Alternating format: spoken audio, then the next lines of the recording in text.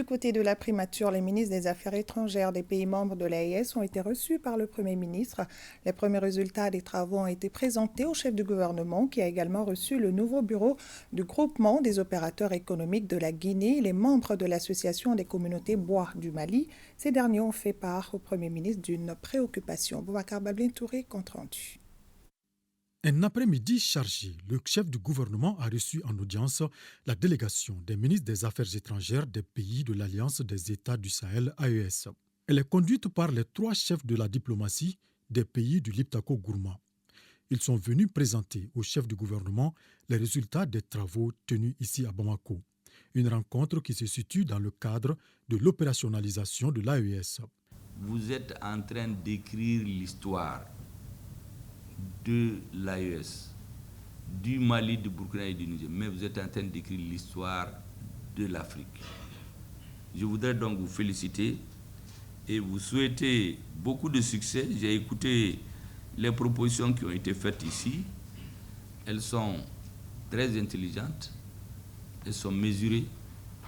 Je crois qu'il ne reste plus qu'à les faire valider dans les formes que les chefs d'État souhaiteront utiles pour nos pays. En ce moment, serrons-nous les coudes. Ce qui va être décidé à l'issue de vos travaux, ça doit devenir une sorte de bréviaire pour nous tous. Les premiers ministres, les membres du gouvernement, la population.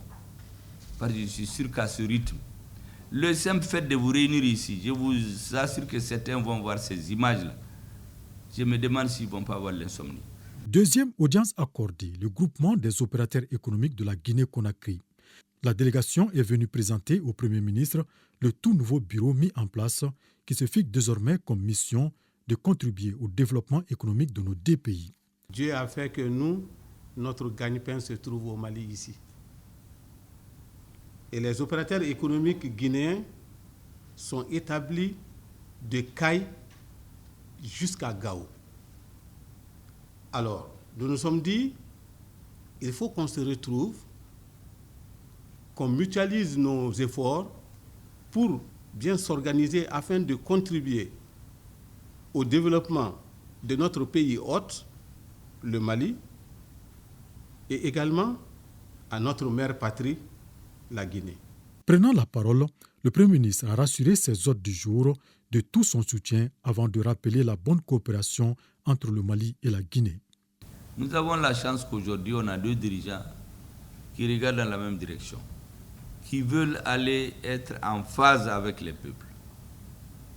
La balle est d'autres dans votre cas. Renforcer cette coopération de façon active.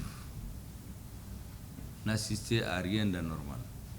Faites les pressions qu'il faut pour que ces peuples, frères, amis, aillent plus en avant. Troisième et dernière audience, l'association de la communauté bois du Mali. Les membres sont venus partager avec le Premier ministre une préoccupation en lien avec la situation sécuritaire de leur localité. Il y a beaucoup de perturbations, beaucoup de provocations. Et nous, dans notre conviction intime qu'il faut défendre la paix, il faut supporter la transition, nous ne voulons pas tomber dans certaines provocations. Sinon, nous avons été suffisamment provoqués ces dernières semaines-ci. Votre communauté a un très grand rôle à jouer. Le travail de sensibilisation, de conscientisation d'une grande partie de la population. Et aussi l'honneur que les fils de votre zone font au Mali. Aujourd'hui, où est Mali Dambé Nas, à Horayan Segama. Parce que la conquête militaire, ça c'est l'honneur et la dignité du Mali, la souveraineté qui sont retrouvées. Mais ça fait, j'ai dit, 25% du travail. L'armée a fait magistralement son travail. Le reste, c'est nous. Mobilisons-nous pour terminer. Donc je pense que la prochaine tâche de l'armée, c'est de s'occuper des poches dont vous parlez. Les poches, là, il faut les poursuivre jusqu'à ce que notre pays soit pacifié.